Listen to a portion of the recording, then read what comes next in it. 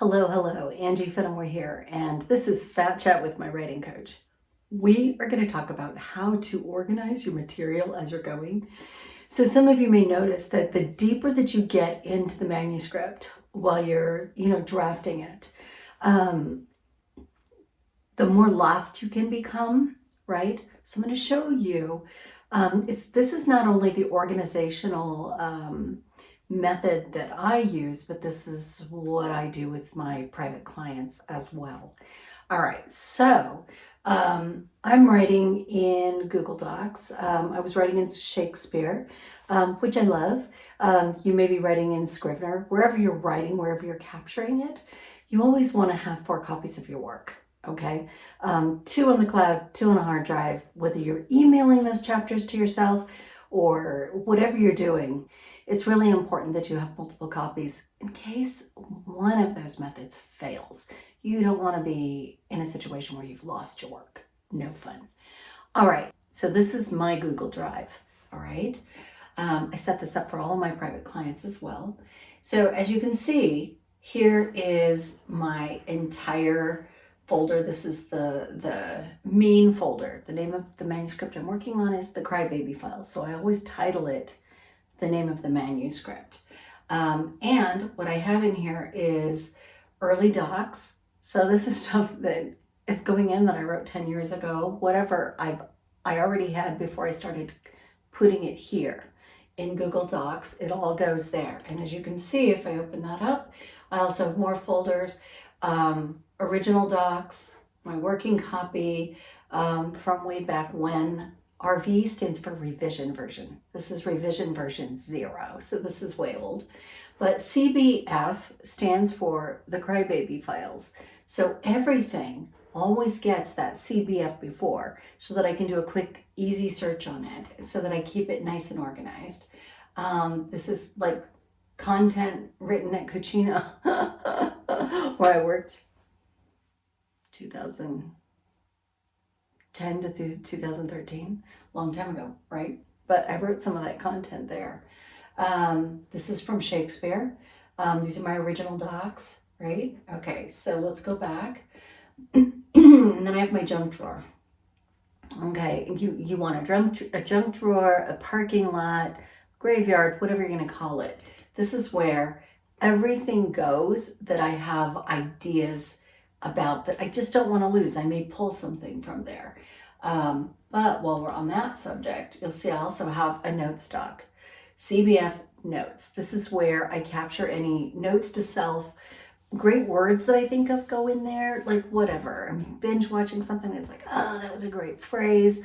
I'm never going to use it because somebody else used it, but I want to capture it because just capturing it has me think from there, from that creative point of view. One of my favorites is Game of Thrones episode 1, and I can't remember, it's been so long, but the mom is talking about Jon Snow, and she says, "Your ragged little breath," talking about him when he was a baby and just how hard it was to raise this child that was not hers, but that was her husband's illegitimate child. Your ragged little breath. I will never say ragged little breath anywhere. I might say a ragged something else, or I might say something else about a breath. You got me? Okay, so anything that I put in notes is always going to be separated. Each note I'm going to separate with 2 dashes in between and a couple of line spaces flanking. I'll show you in a minute, so that I can keep track of them. And I will put maybe the date, or I'll put, if it's a long note or a series of notes, I'll put the date and then I'll put what it refers to so that I can look at that.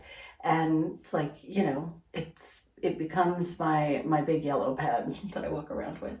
Okay, and then I have all the revision versions of stuff. I always make a copy of what I'm working on when I start revising it again too much, because I don't want to lose that original copy. So this is RV11, and it doesn't mean that everything I've ever done has had 11 revision versions. What it means is that this is where I am with this particular, chapter, however far I am, but then everything that I'm working on bumps up to there until it goes into semifinals. So I'm actually going to make a folder right now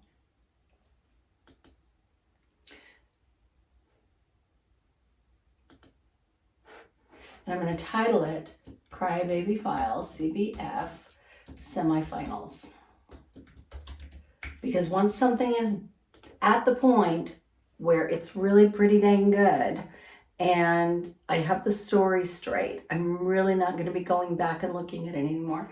I drop that chapter, and I always work by chapter, okay? Everything is separated by chapter. I drop it into the semifinals, and it doesn't move forward anymore, okay? So I have nothing in semifinals. I just created that folder. Let's just go to my latest folder. This is revision version 12. Now, right now, what's happening is when I'm working on down here in chapters 20 through 24 and then 25 has impact still on my earlier chapters. So I haven't moved anything to semifinals yet. I will soon. I'm very close, but there are a couple of things that I have to work out, like whether or not my main character shuts off her husband's cell phone or not. That's becoming problematic to my story. So I may change that. As soon as I get that sorted out, I need to get a little further along to see if that works or not. As soon as that's sorted out, and then I tweak these chapters here where I'm dealing with the cell phone up through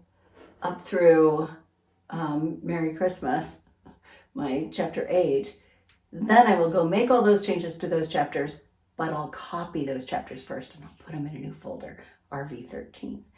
And then I'll make my tweaks there, and then I will make a copy and put it in semifinals. And then those chapters that I put in semifinal, they're complete until I've done my last revision, or my revisions that I do before it's a final. So 1 through 8 won't move forward anymore in my RV13 folder. Instead, they will go to semifinals and they stay there. So do you see that anything that I'm working on them will move forward? And this way, rather than giving it a date stamp or something else, what happens is that everything that I'm still working on is moving forward. Doesn't mean I've had 13 revisions of that particular chapter. It's just coming forward. And I have copies all the way through, copies of everything, so I don't lose material. Okay, so let's just look at, here's how I capture notes. Because as you're going, you discover some things. You inconsistencies reveal themselves. And like, well, that's kind of out of character. That means if I'm going to have this here, then I need to go back to a previous chapter and include that in the previous chapter, right?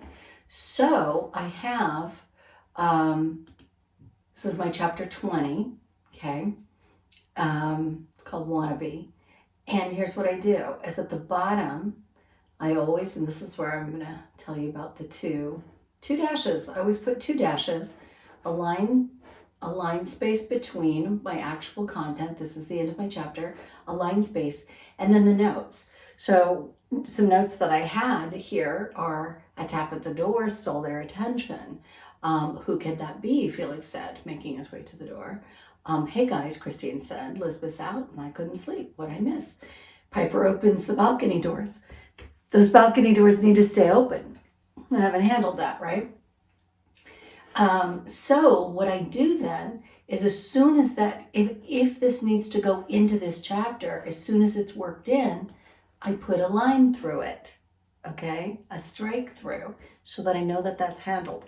If it doesn't get handled here, I move it to the next chapter and I put a strike through here so that I know I've handled it, or that I still have it in the queue to handle. Okay, so this is chapter 21, the next chapter, and all of those things in chapter 20, they either got handled or they moved forward, so they got crossed out. Okay, so there are my new notes that I discover that I need to include, that either go into this chapter or a previous chapter or go forward somewhere in the manuscript that I haven't written it yet, right? Here are the notes for chapter 22. Okay, things that didn't get handled. Okay, so let's go back to see how Piper could work undercover is crossed out. That's not going to get handled in this chapter, but it's getting handled here in the next chapter. And it is definitely getting handled in there. So I crossed it out in chapter 21, moved that note to chapter 22. Okay, so this keeps all your material super clean, super easy for you to find what you need. Okay, here's another thing that I do. Okay, so this is chapter 23. All of this came out and it went somewhere else. Okay, so as I take it and I move it to another chapter, I strike through it here rather than deleting it until I totally get it managed. And I'm sure that's where it's going. It's all worked in and it's turned into dialogue, and I've got my action, my description worked in, all of that. Till that's done, this stays strike through. Okay, and then when I come back and work at this chapter, and see this at the beginning of this chapter, it's just notes. Okay, that's all I put at the beginning so that I know what I got to cover in here. And then this will all get deleted out. But guess what? It'll get deleted out in a copy in RV13. Okay, so that I have a record of what I did. And then that way I can keep it straight. I have 6 point of view characters here. Let me tell you, that's quite something to keep straight and make sure that your personalities are really consistent with those characters. And this person did this and this person did this, and why are they reacting the way they are? Because all fabulous storytelling is driven by motive. Your character development is motive. And what is their internal motive and how is that expressed in their actions and their dialogue? Okay, and how they see the world, the experience, how they see themselves, how they see others, and so on. So you want a record, even if you're just writing from one point of view. This is so useful. So there you go, organizing your material so that you can keep something that is a behemoth straight as you get closer to the end. All right, ciao for now.